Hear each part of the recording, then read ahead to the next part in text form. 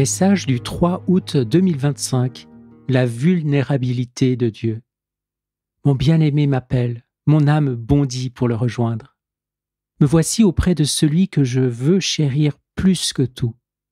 Alors que mon regard s'attache à la contemplation de sa majesté suprême, il se penche vers moi et me dit doucement : Je désire aujourd'hui livrer à la connaissance de l'homme, à son cœur autant qu'à sa raison, quelques lumières sur la vulnérabilité de Dieu, afin qu'au lieu de s'éloigner de lui par la faute de toutes sortes d'hérésies et de mensonges, il s'en rapproche avec confiance, en découvrant toujours davantage combien il est aimé de Dieu. Jésus me murmure ces paroles alors qu'il se tient devant moi dans une gloire éblouissante, et je ne peux retenir mon exclamation. « Oh, mon Seigneur, voici que tu viens à moi dans cette gloire qui m'impressionne, et c'est pour me parler de ta vulnérabilité. » Devant cette fragilité divine qui vient se révéler et s'exposer, la dureté de mon cœur m'apparaît soudain si évidente. Je me sens si raide, emprisonné dans les limites de mon humanité abîmée, si compliquée, attaché à son amour-propre. Jésus me dit alors : ton cœur n'est pas libre comme l'est celui de l'amour, qui ne craint pas de s'abaisser pour mieux être connu, compris, acceptant de s'exposer au mépris et au rejet, parce qu'ici-bas n'étant plus connu, l'amour n'est plus aimé.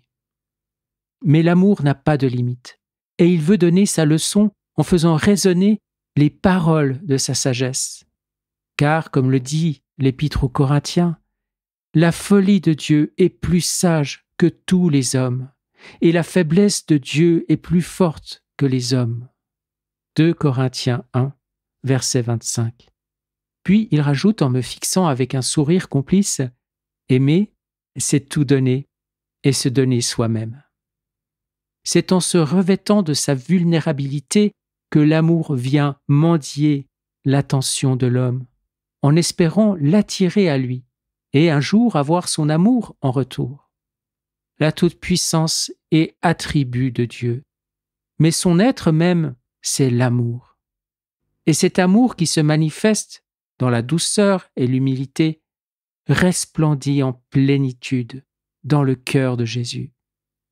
En cet abaissement divin, Dieu se déshabille de ses insignes royaux pour ne plus exposer que son cœur embrasé d'amour pour l'homme, espérant ainsi ouvrir dans le cœur humain une brèche de compassion, de confiance, par où pourra pénétrer et croître la lumière divine. Il ne dit pas à l'homme « je suis faible ». Il lui dit « parce que je t'aime divinement, je choisis librement de me rendre accessible aux blessures de l'amour ».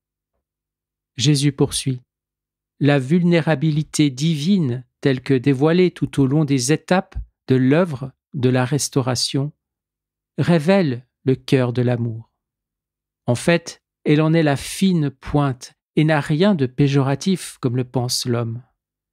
Mais au contraire, elle expose, émue, l'intimité de l'amour aux regards impurs et incertains de l'homme pécheur, sans garder pour lui la mesure ni d'une pudeur ni d'une retenue. L'amour est insurpassable, car pour son aimé, il se livre, il livre sa vie. C'est alors que soudain je me vois auprès de mon adorable Jésus du Cantique des Cantiques, qui dans la chambre haute des noces, où nous nous trouvons maintenant tous deux, enlève son vêtement royal des apparats dus à son rang et, simplement habillé d'une tunique de lin, s'offre dans cette vulnérabilité à mon regard. En me souriant, il semble me dire « Me voici ». S'il ne me soutenait pas, sa simplicité me ferait mourir d'amour. Jésus dit alors : comme la créature si petite pourrait-elle demeurer insensible devant l'indescriptible et sublime vulnérabilité de l'amour qui se penche vers elle et s'inquiète ? Pour l'amoureux, c'est une nécessité bouleversante que de dévoiler son amour à l'aimé, sans artifice, sachant que l'attention ou l'inattention de cette dernière a le pouvoir d'attiser la joie ou la peine de son cœur. Oh mon Seigneur, je vois bien que ton amour te presse, et tu vas ainsi au-devant de chacun par le moyen de ta sainte incarnation, jusqu'au calvaire et la mort sur la croix, jusqu'à l'ensevelissement au tombeau et la résurrection. Tu soumets ton amour à toutes les souffrances, à toutes les peines, pour racheter, réparer et gagner les cœurs. Je comprends que la vulnérabilité de Dieu exprime en fait l'insondable et inhérente faiblesse de l'amour, qui en vertu de sa nature n'aspire qu'à se donner, et pour cela doit exposer son cœur, lieu sacré d'une innocence inaltérable, où tout est, commence et se résout. Jésus reprend.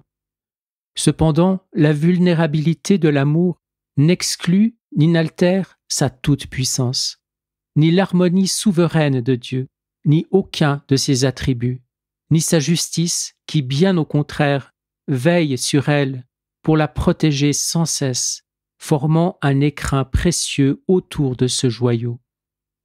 Ma fille, ma douceur, j'aimerais que tous comprennent que la vulnérabilité divine n'est pas une impuissance, mais le fruit, tantôt suave, tantôt amer, de l'amour qui peut souffrir d'être mis de côté, ignoré, laissé, sans que soit altérée sa nature. Qui est comme Dieu, capable d'unir amour et souffrance pour en former un chemin de sainteté? Qui est comme Dieu, dont l'amour au-dessus de tout accepte d'être touché, affecté et blessé pour le relèvement de sa créature? Qui est comme Dieu, dont l'amour miséricordieux laisse ses créatures blesser son cœur pour qu'il leur soit plus aisé d'y pénétrer et le prendre comme héritage et demeure? Ma douceur, dès l'instant où Dieu décida de s'étendre au-delà de lui-même, par son acte créateur, il exposa sa nature au regard et à la volonté des créatures auxquelles il donnait vie. Vois-tu, ma douceur, au commencement, la parole créatrice de Dieu prononça que cela soit, et cela est. C'est ainsi qu'en chacun des fiat prononcés, et donc en chaque vie formée, se trouvent encloses pour toute éternité les paroles divines « Tu es, car je t'aime ». Par ces mots, Dieu lia son amour à toute sa création, tout en assumant les conséquences par amour pour elle. Il s'unit à elle par les liens indissolubles de l'amour et tout particulièrement à l'homme à qui il confia son œuvre. En livrant ainsi son amour pour engendrer et vivifier toute existence créée, il se fit, non par faiblesse mais par surabondance d'amour, le débiteur de sa créature, espérant recevoir en retour son amour libre et volontaire. Ainsi, il laissait transparaître la supplique de son cœur. « Âme, aime-moi », appelant pressamment la créature à entrer dans le mouvement même de la vie divine, y porter en échange son souffle, son élan et ses actes, et redonner à Dieu ce que Dieu lui avait donné, l'amour.